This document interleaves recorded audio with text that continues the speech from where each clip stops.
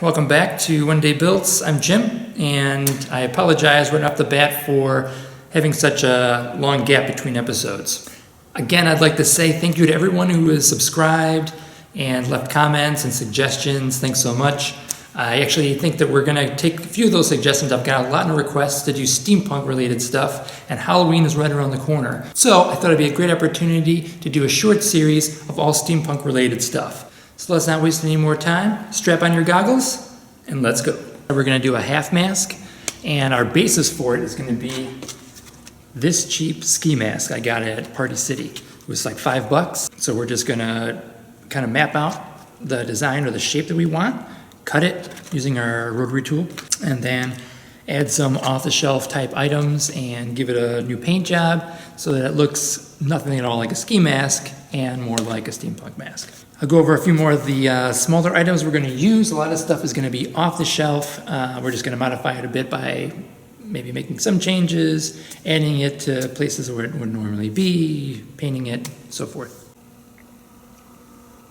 All right, some of the other items that we're going to be using on this, as I said, these are almost all like off-the-shelf type pieces. I'm going to use these gemstones. They're like cut in half. They've got self-adhesive on the back.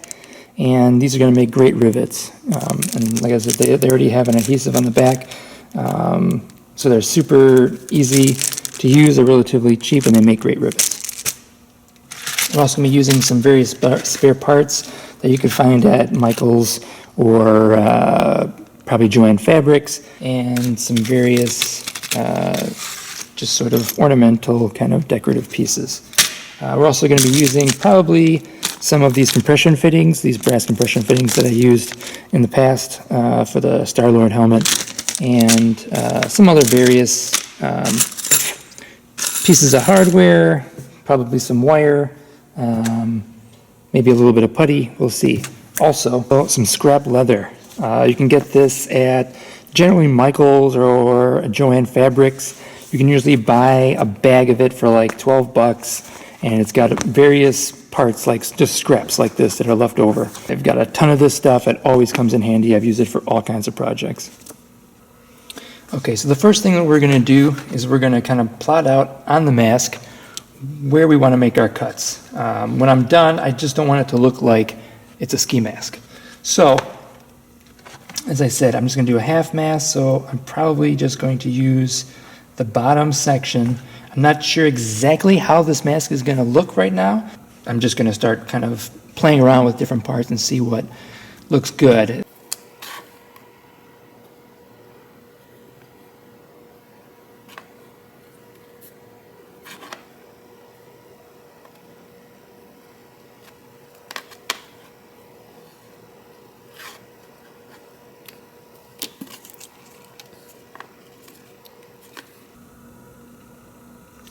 All right, so here's the piece that I cut off. I made some extra lines here using a mask that I have lying around the shop to cover it and give me a basic idea of where my face is actually going to be in the mask. Because the way that this piece right now is, it's a little too wide, and I'll show you what I mean. Okay, so the mask is basically going to go over the face like this. But these pieces kind of flare out a little too much. So what I was kind of thinking was like, really what you could do is use a heat gun and heat up the edges where I've made the lines and kind of bend it back so that it actually forms around the face a little bit better. But to kind of save on time, I thought maybe I would just cut these pieces off and use the scrap leather to make the sides of the mask, and that'll tie right into the strap and the buckle for the back. But if you wanted to, you could actually cut that piece off and add a hinge, which actually sounds like a pretty good idea. Maybe I might do that.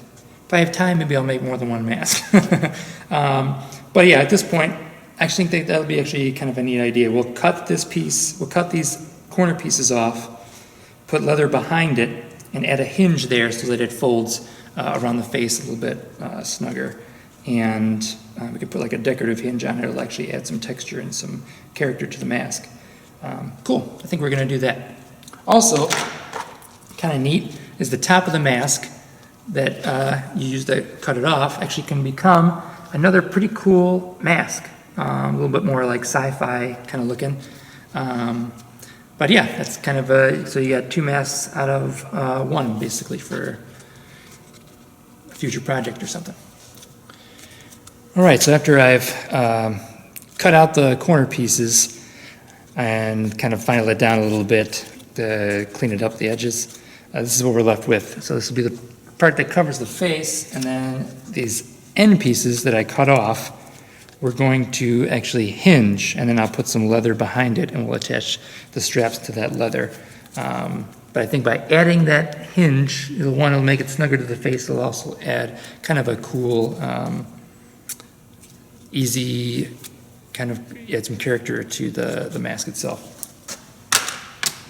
For hinges, I've got these cheap, well, relatively cheap. I think they're about $4. I don't know. They were $3 or $4 at a hobby store. They're kind of these cool decorative hinges. So that'll be what I use to add the two pieces. And I think that'll give it kind of a cool look. Okay, so I drilled holes and temporarily put the hinges on using these little fasteners that it came with. Just to kind of give an idea of how, last minute, how it's going to look, and if that's the look that I want to go with. I think actually it's going to look pretty cool. And so now I'm going to measure and cut the leather for the back of it, for the back of this piece. And then we'll kind of figure out what we're going to do with the mouthpiece. Again, I don't want it to look like a hockey mask, so we're going to find some elements to kind of decorate this, but so that we can still breathe. Okay, so I drilled out my hole pattern for where I'm going to put my rivets or fasteners, and where I'm going to attach the hinges and some other decorative pieces here. And then what I'm going to do is take these tiny gemstones. They have a self-adhesive on them, but they really don't stick very well. But you can kind of put them in place where you want them to see how it looks first, and then if it gives it the look that you're going for, you can take them off or mark where they are, and then glue them with super glue before we go ahead and paint. So I'm going to do that now. I'm going to apply the rivets kind of around it to give it a look, and see where it goes from there.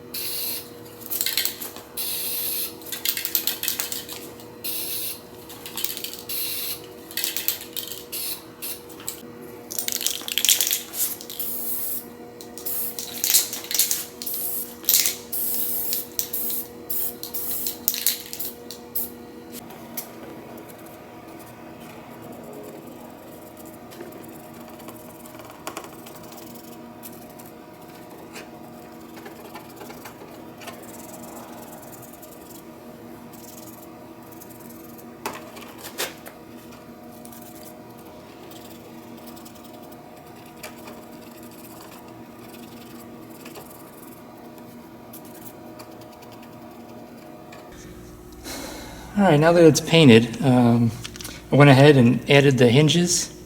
I used these little press pins that it came with that kind of open up.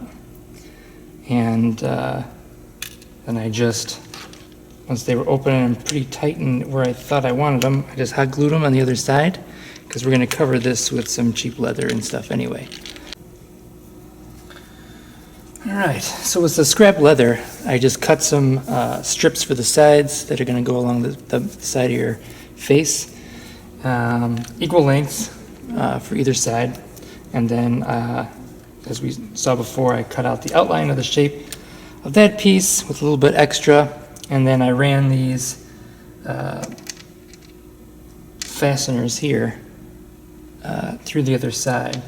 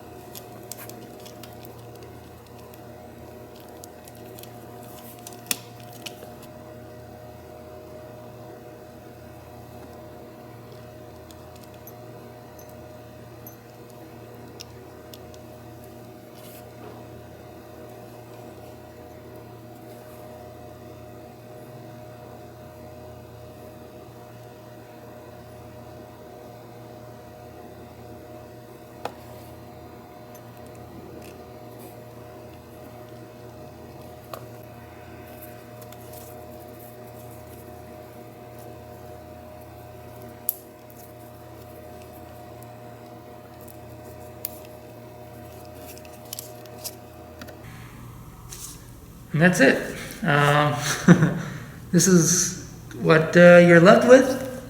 Now keep in mind that you don't have to do this exact build. This is just to give you an idea of something you can do using some off-the-shelf items at the Halloween store or at a hardware store or hobby store. These are just some simple elements you can pull off the shelves, repurpose them, and with some creative paintwork, really what sells it is the paint job. Several layers of paint. I just keep going, start dark and go lighter and lighter and lighter using metallic paints. Start off with a flat black or a bronze or like a deep brown, and just keep doing dry brushing over it, or you could do some light passes with some spray paint.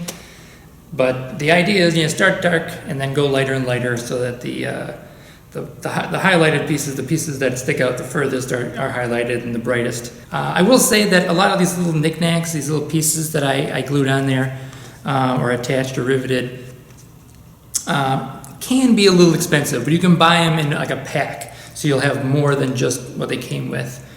So in total, this mask probably wound up costing about $18 to $20. But I also have leftover items, so if I wanted to make another mask or maybe even two other masks, I have enough stuff to do that. I had tons of stuff pulled out when I was going to start this, and I only used a fraction of the pieces that I pulled out that I thought I was going to use.